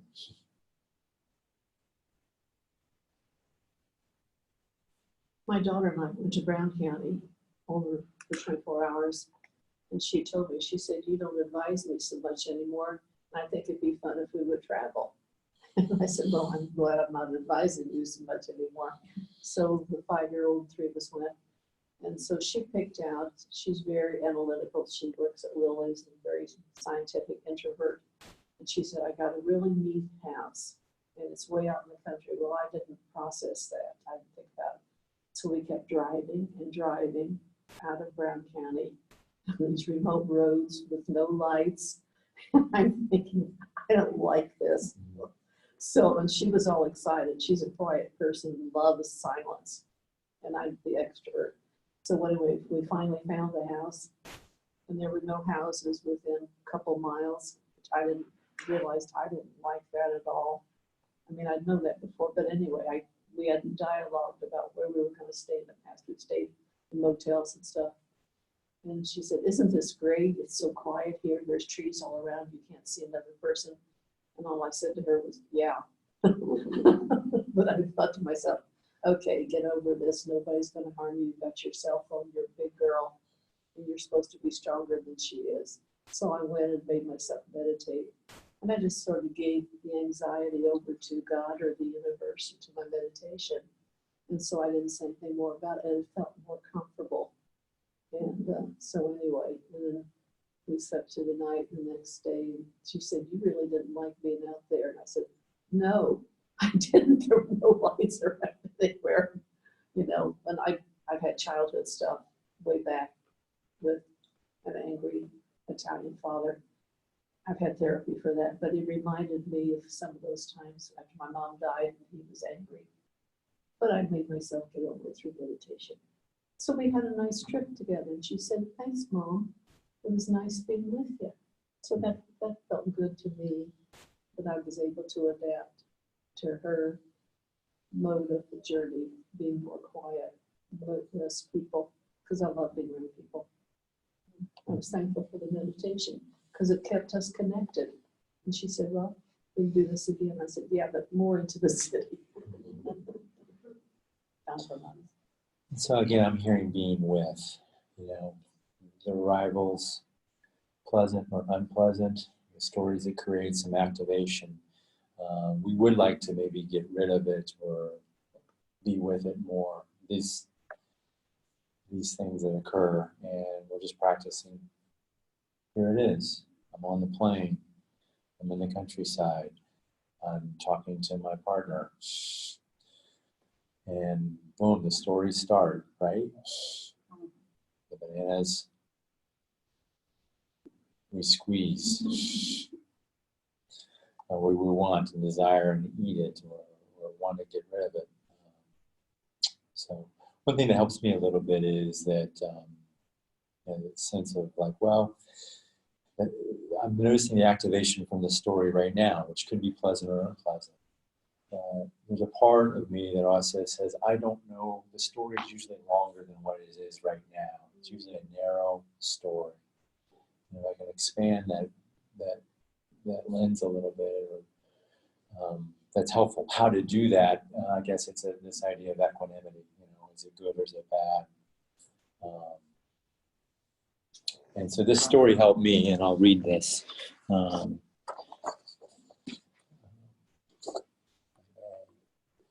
Many years ago, there was a farmer who had a horse that was very valuable to him. One day, the horse ran away, and the townspeople commented, "Oh, how terrible for you." And the farmer responded, "Maybe yes, maybe no." The following day, the horse returned with 6 stallions alongside it, and the townspeople said, "How wonderful, you have 6 new horses." And the farmer responded, "Maybe yes, maybe no." A few days later, the farmer's son was trying to break in one of the stallions when he was bucked off and broke his leg, and the townspeople said, "Oh, how awful, your poor son." And the farmer said, "Maybe yes, maybe no." A week later, the army came through town, drafting all the young men to fight in war, except the farmer was not, as he was injured and he couldn't go. And the townspeople cried out, "You're so lucky. Your son is saved." And the farmer responded, "Maybe yes, maybe no." I'm sure the story can go on.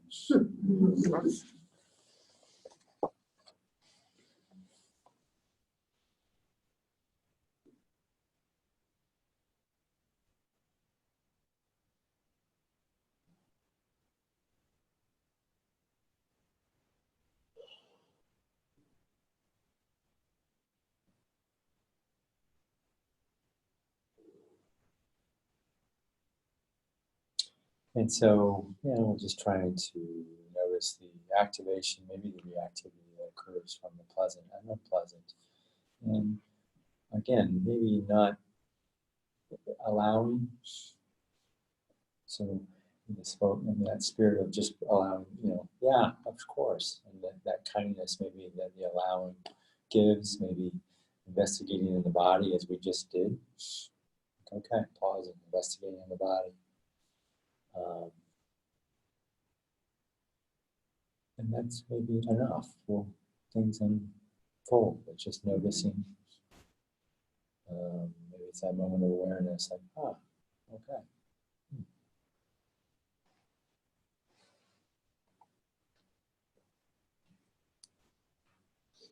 So we have a retreat on Sunday, 9 o'clock to 4. Again, folks can arrive a few minutes early, 8:45-ish, just to be able to find where the bathrooms are and put your lunch in refrigerators. There's 2 of them there. I think there's a little water thing that I'll have out to provide some water. You can bring your own drinks. Part of the day we'll just be having a longer meal, a mindful meal on your own. I haven't looked at the forecast. I don't know what's coming up, but dress. Okay. I think I looked at it. I think it's supposed to be the So dress where maybe it might be helpful to you at some point. You might want to get outside for a little bit. Do some walking meditation. We'll be doing walking meditation, mindful movement, sitting meditation. So is there any kind of talking, or do we just kind of like? Right. We'll check in at the end. Okay. We'll do some just checking in. And we'll check in at the beginning. So when we arrive, let's say hello, we'll greet each other and that type of thing. And then around 9 o'clock, I'll just say, okay, let's enter into silence. And we'll enter into silence with the eyes as well. So we won't be, we'll just be kind of gazing down or away throughout the day. Is it going to be like guided, or is this going to be you silent as well? I will do similar to what we just experienced this morning. So invitations will be extended, bells will be rung, and Where is it? it is. I have the hard copy of the specific direction, so I'll get that for those who don't have that. It's at 106 and Keystone, northeast corner-ish, Okay. that area. What's the name of the place? I believe it's called the Woodlands Oh, yes. Club. Woodlands. It's a homeowners association building. And so they have a little bit of space, a little greenery. There's a lake. So maybe lunch. If you want to bring a chair, that might be something that you. Oh, I just want to sit. I don't know what the temperature will be. You can sit outside in the chair. Bring one with you if you want to on the lake.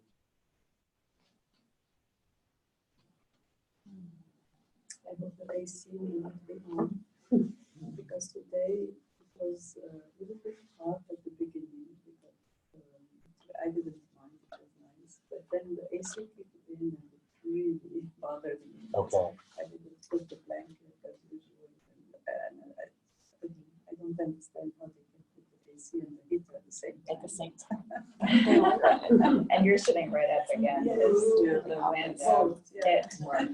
Yeah. So 2 different systems. I think this building has just one system, so but yeah, we'll play around with that. And yeah, the blankets will still be available. Sounds like we'll have more heat. Are you gonna bring some of the scene for meditation? All the stuff will be had. Is that the question? Yeah. Okay, we'll bring all that stuff here. And there might be a few other people that join us. Admittedly, I don't do a great job of extending the invitation to past MBSR participants. But it's kind of like right around this time every year, and as a current to be past participant, you can come back anytime. There's no fee or charges just to participate in the silent retreat. So there might be a few folks that you won't recognize. One other note, Rolanda let me know that she hasn't been here, and her work schedule changed. She's not able to continue in the class, so I'm going to let you know. I was wondering. Yeah. So she texted me right before class last time. I didn't really get a time to check in, so but, I'll let you know that.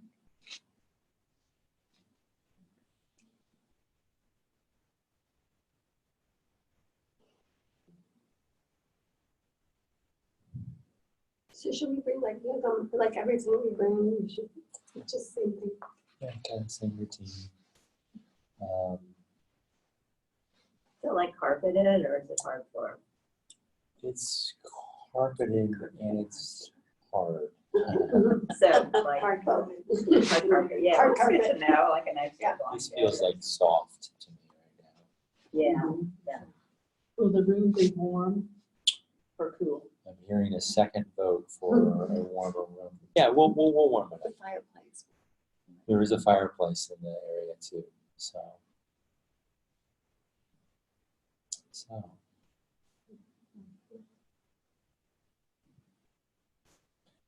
Noticing the body.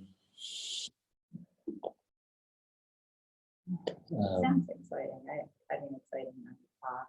That's really, I'm talkative, so it'll be good. I'm looking forward to it. There'll be the full rainbow of things people have. We'll be together. Yeah. All right, I'm gonna grab some papers.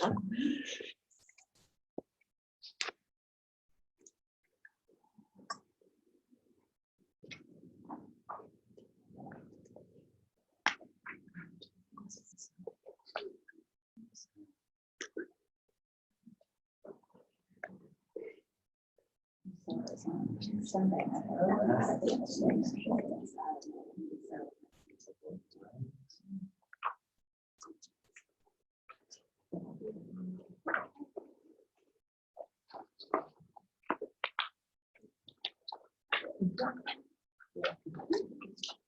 So what I'm noticing a little bit is,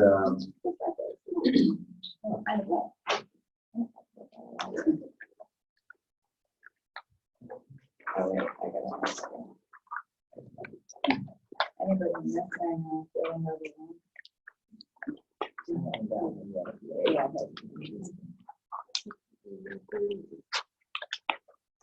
So there's three pieces kind of coming around.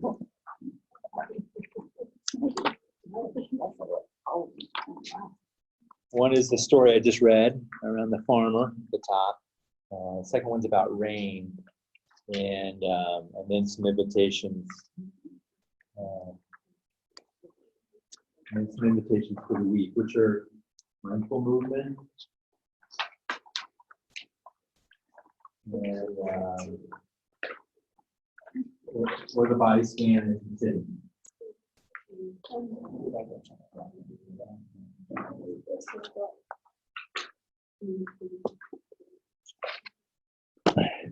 Now, we've handed out, stop, rain, we're into equanimity.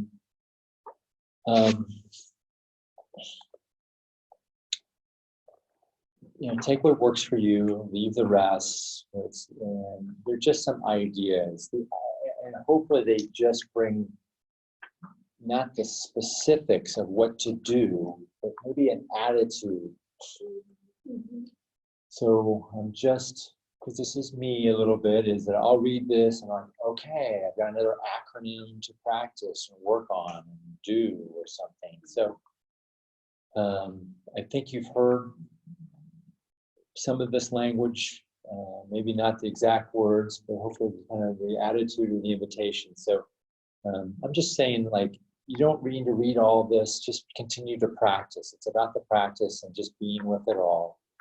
I hope the readings support, but don't get in the way of just the practice. Does that make any sense? Yeah, the cell phone and the car because of what happened with me. Didn't turn off, right? Is that what you suggested? Right. And that's fine. And, Or turn them off? right. And if we forget the cell phone and it rings in the middle of the silent retreat, well, probably the person whose cell phone it is usually has a lot more reactivity about it than everybody else. Yeah, just like I'm gonna be punished. Yeah. And so we can all notice that the sound allow us to, typically for me, I'm like, oh, I don't know where it was, but now I'm noticing sounds. So here I am, noticing I've arrived again. Right, your ring. Right, your cell phone that ring. It's Yeah. a beautiful ring. That's all I I was know. just thinking It's so that. calming. my alarm. So calm. Great. So on the sheet, you have my cell phone number. So if you have troubles getting to the place on Sunday, or if you want your family or friends or whomever to have that number, just in case you want to feel like totally out there, I will be with mine. I don't think I'll be recording. It's just not going to be. There was life before cell phone. Yeah. I went to the meeting the other day without my cell phone. And it was, station meetings, forget it. Just look at some tables and see what happens. Oh, I turned mine off for a good while. I had friends like contacting my neighbors. Yeah, that's what I find.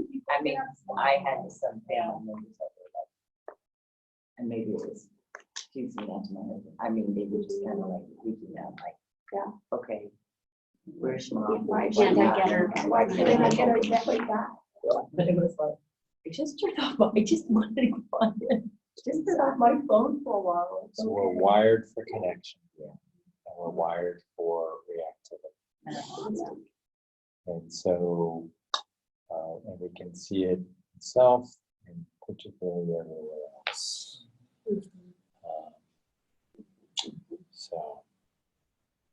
So was one of these papers supposed to have retreat stuff? Yeah, I handed out last That week. was last week. Yeah, Well, I have it as an attachment. That's fine, I have hard copies right here. Okay. So that was. I know Laura was asking about I was listening. I love the Broken Brain podcast by How's that? Drew. What's his name? But it was interesting. Several that I was listening to this week were all about mindfulness, meditation, and mindfulness movement. I mean, it coincided so much with the class. That's a place we went last year, right? Correct. So is that somebody in particular? Yes, his name is Drew. The Broken Brain podcast. But when I'm working in the kitchen or working around the house or in the yard, I love listening to these podcasts. But there's so many that follow this class, that different guest speakers that he has. One this week in particular was this guy who is now a medical doctor, and he's taught at Stanford and everything. Have you listened to the Broken Brain at all? And he was raised by where his father was an alcoholic and his mother was sick and had attempted suicide several times. And he was like 12 years old, and he basically had kind of written off his life and whatever. And he wrote this book. It's called Into the Magic Shop. I've read that. That's Yeah. a great So book. this guy, they That's nice. interviewed him on the Whoa. podcast. And it was so beautiful, but he talked about how he just wandered into this magic shop. Yeah. And this woman kind of recognized his, and for some reason, as a 12-year-old boy, he opened up to this woman and she convinced him to come back for 6 weeks.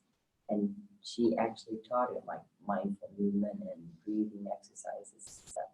And so this person went on to become That wasn't in Arizona. It was wasn't it? it was, yeah. But it's a great book. Yeah. But but listening to this podcast, it was such a beautiful story, and it really just kind of added to this class. But several that I listened to this week were all on meditation and mindful movement and different aspects of it. But if you ever like to listen to podcasts while you're doing running the kids places or whatever, I highly What's it called? recommend it. Broken Brain? What's that? Broken Brain? It's called Broken Brain, and they talk about anything about health, and so there's all different ones. But there might be a couple but this is one by Drew. It's spelled DHRU, or I can't remember, but he's just a really good interviewer and he has really interesting people. Just a little side note, kind of helps you tie everything together. Just to put a few more. Yeah. That's good. And this is from this Feeling Overwhelmed. It's from a book I'm reading by Tara Brach.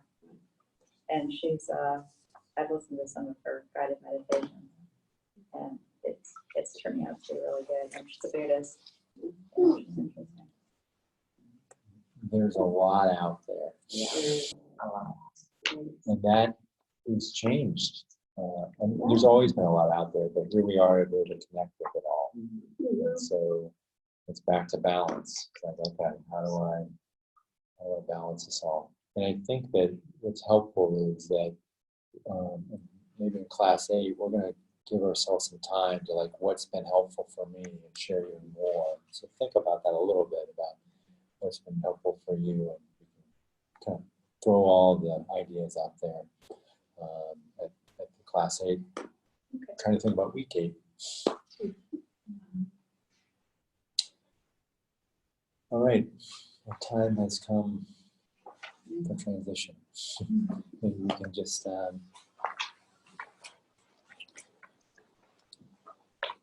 pause and notice.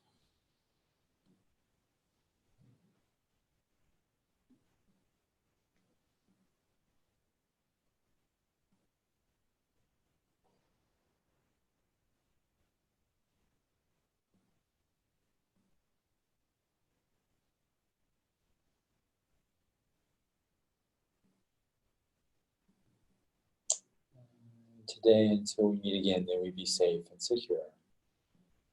May our mind and body be at peace and ease as we experience life's joys and sorrows. May our spirit be filled with loving kindness, and then we know all things are just as they are.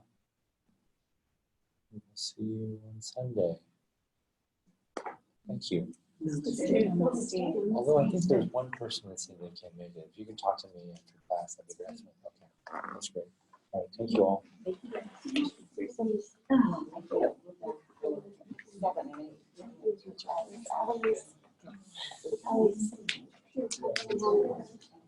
Yes. I can only be here until 11. Yeah. Meeting this Saturday. So I see you're coming. I'm gonna be here anyway. To make sure I want to really by myself. I've had his car, my car. It's just natural to years. I got in the car. I had it set on the board there. It said battery. I don't know if it's from my key, so we have to take that license stage, which I think is crazy. And I was real calm about it. Normally, I tend to run a little hyper, but I just said, well, I got a car, I got a cell phone. My husband is moving back to get more energy. That's a real MBSR. Bother him. I called him and said, maybe because the neighbor and have her bring you and bring your key. Because I don't know what it is. Well, they We came really real tried to excited. encourage I said, our I was worried about you. I said, you're on time. You know, My that's comments, that I thing just that they gotta decided have their own keep that pattern. comments that I get from here. So do we. Because I usually can use So that do with we. other people when they're stressed, you know, to yourself. Yeah, yeah. And then the neighbor is very hyperactive. I didn't know what caused this. I said, she gave me 20 questions. And I said, relax, Judy. We're gonna get it solved. And then I had 2 police cars come up. And they gave us a bolt of battery. Yeah. And I found out it was my key. With the key. Yeah. Wow. But I was so happy that I was the one that was able to keep, you know, this isn't, and Right. anyway, it's very practical. And then my daughter and I, And alter we just get along really well. right. She's the nicest one. Yeah, yeah. She But you very learn. calm, Yeah. you know. Anyway, but it's been a nice, basically a nice week. And we just reaffirmed that she and I are different people. She Yeah, loves but the quiet, takes the solitude, lessons and of- nobody around, but you Right, know, get sat down. the extrovert. I used to be, I love being Where did she go to school? but we were able to make it work, which was really nice. Very So can I give you a hug for the She day? was getting out of, Yeah, thank you. All right, we'll see you on Sunday from 9 to 11. that's You ended. know, you just go, You know, where you go. and what we thought, oh, Thank you. she has to know which orders for different. And she didn't do any, it was just crushed and it was not about her academics at all. They were really judging her by how she presented at the day of visiting there, you know, because she's very introverted.